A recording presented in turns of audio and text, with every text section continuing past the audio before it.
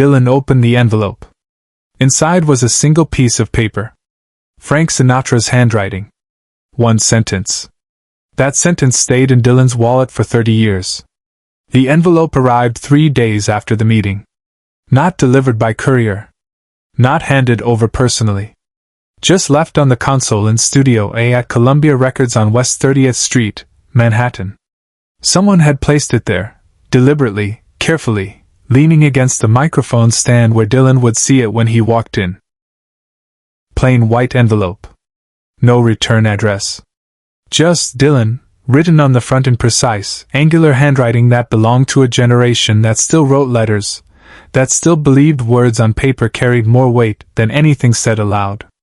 Dylan saw it immediately when he entered the studio that November afternoon in 1965. He was there to record. Or try to. The sessions for what would become Blonde on Blonde were scattered, chaotic, miles of tape and very little finished music. But he stopped when he saw the envelope.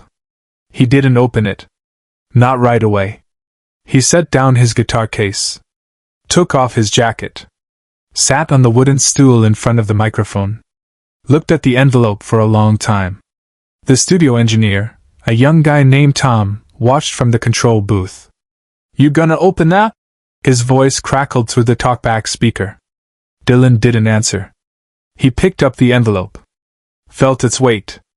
Put it back down. He played guitar for 40 minutes. Worked through chord changes. Hummed melodies. Never said what he was working on. The tape rolled but nothing stuck. Finally, Dylan set down the guitar and picked up the envelope again. He opened it slowly, carefully, like someone defusing something dangerous. Inside, a single piece of stationery. Expensive paper. The kind that announced itself. And written across it in that same precise handwriting, one sentence. 14 words. No signature. None needed. Dylan read it once. Twice. Then he folded the paper carefully, slid it back into the envelope, and put the envelope in his jacket pocket.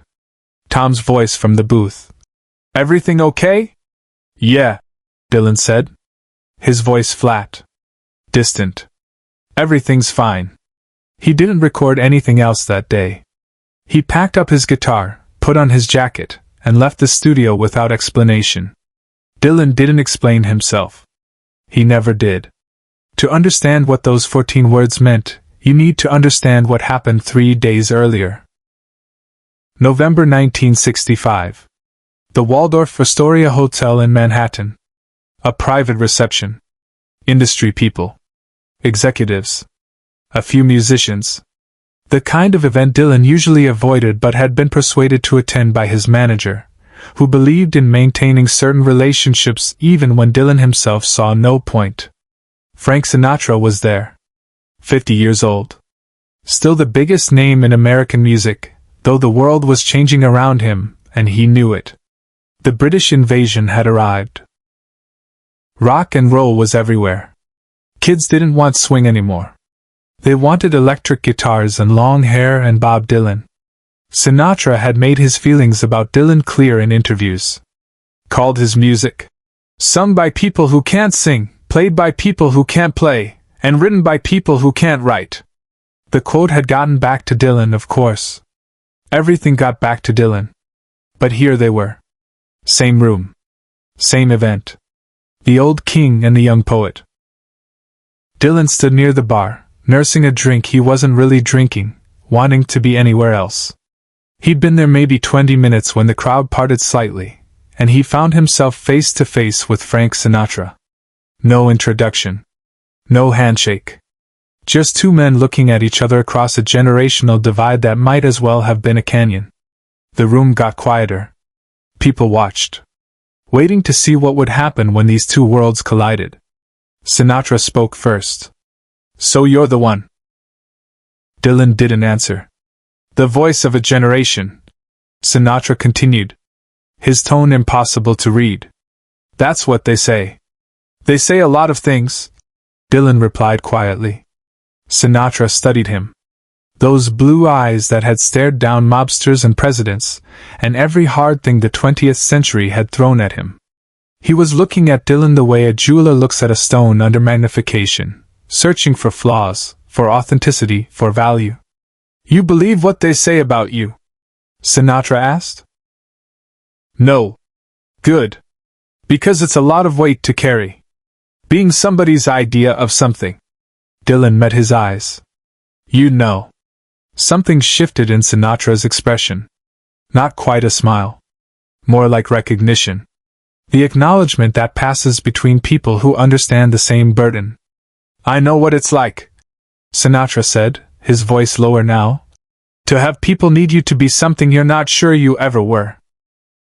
And I know what happens when you try to explain that you're just trying to figure it out same as everyone else." He paused. "They don't want to hear it." Dylan said nothing. But he was listening in a way he rarely listened. "You make music that matters to people," Sinatra continued. "That's rare. Most of us are just passing time. You do something else. I don't have to like how it sounds to recognize that it means something. And do you? Like how it sounds?" "No," Sinatra said without hesitation. "But I respect what you're doing. There's a difference." They stood there for another moment. The room watching. Waiting for conflict or endorsement or something quotable. But all they got was two men nodding at each other, a silent acknowledgement of something no one else in that room could fully understand. Then Sinatra did something unexpected. He reached into his jacket pocket and pulled out a card. Wrote something on it with a pen that probably cost more than Dylan's first guitar. Handed the card to Dylan. "That's my private line," Sinatra said. "You won't use it. I know that. But in case you ever need to talk to someone who understands the weight, really understands it, you'll have it." Dylan took the card. Looked at it briefly. Put it in his pocket. "I mean it," Sinatra said. "This thing you're carrying. This voice of a generation thing. It'll eat you alive if you let it. Talk to someone who's been there. You offering advice? I'm offering a phone number. What you do with it is your business." And then Sinatra walked away. No handshake. No farewell. Just turned and moved back into the crowd like the conversation had never happened. Dylan left the reception 10 minutes later. He never called the number on that card. But he kept it. For years. Folded in his wallet alongside other things he couldn't quite throw away. Subscribe and leave a comment. Because the most important part of this story is still unfolding. 3 days later, that envelope appeared in the studio. Dylan never told anyone what the sentence said. Not his manager. Not his wife. Not the journalists who would spend decades asking about every moment of his life. The paper stayed in his wallet, carefully folded, carefully preserved, a private message between two men who understood something about burden that most people never would. But people who were close to Dylan during those years noticed something. A change. Subtle but real. He stopped trying to explain himself in interviews.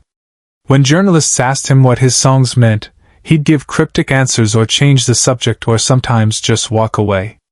But the anger that had driven those responses before, the frustration of being misunderstood, seemed to ease.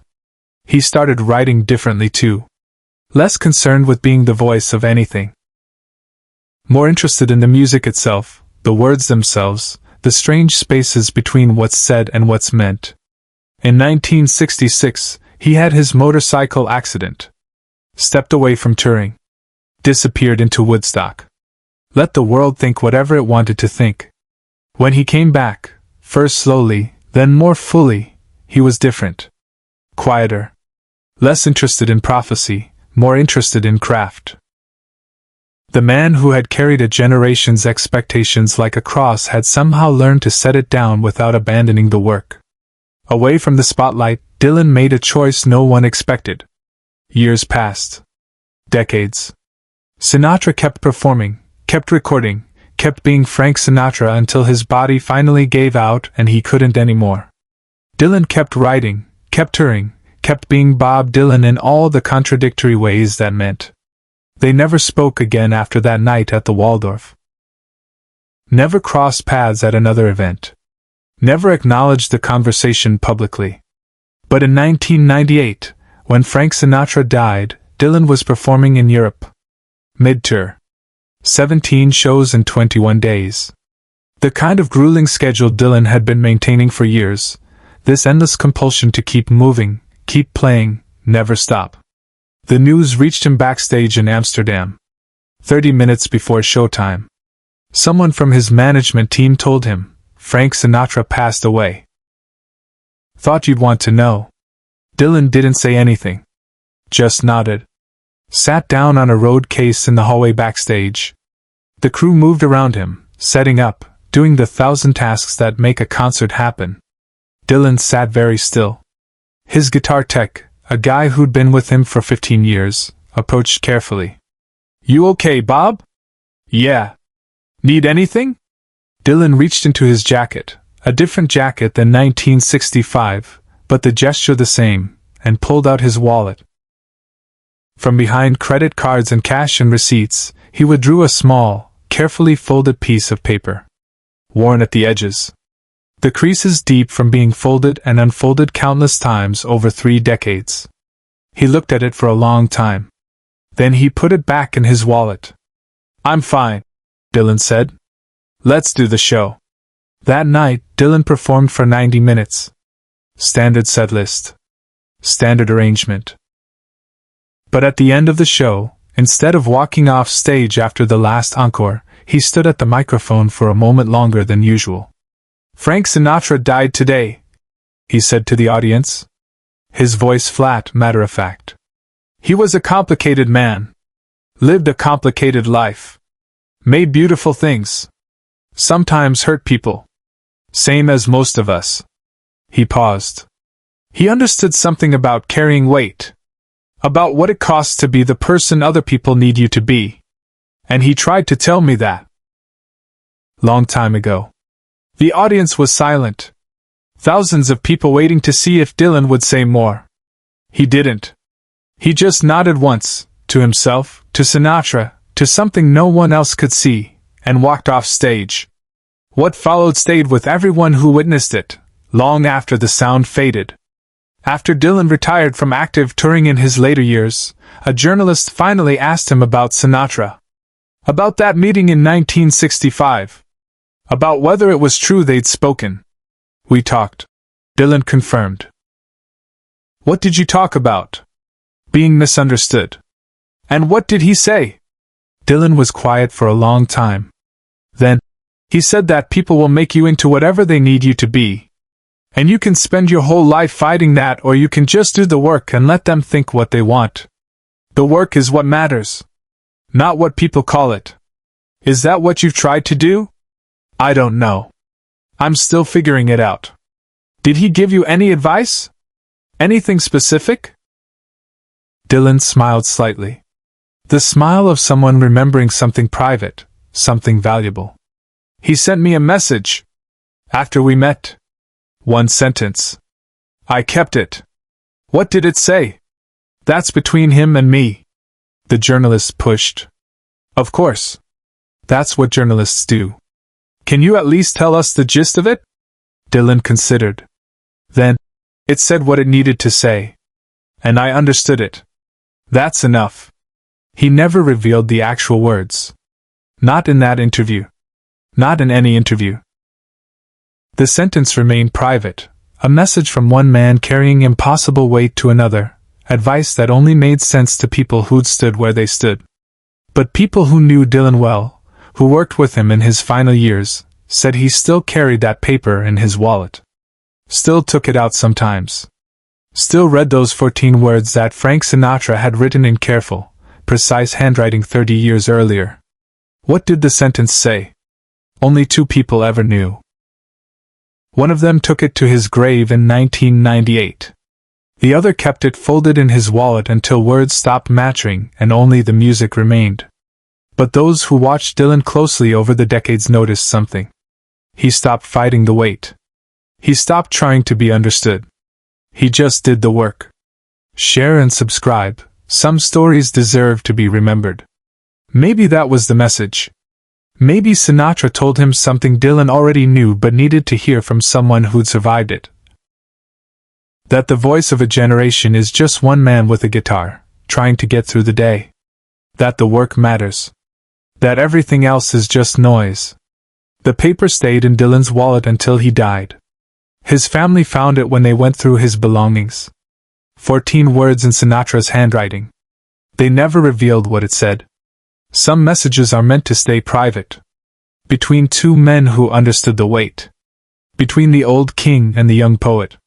Between silence and sound.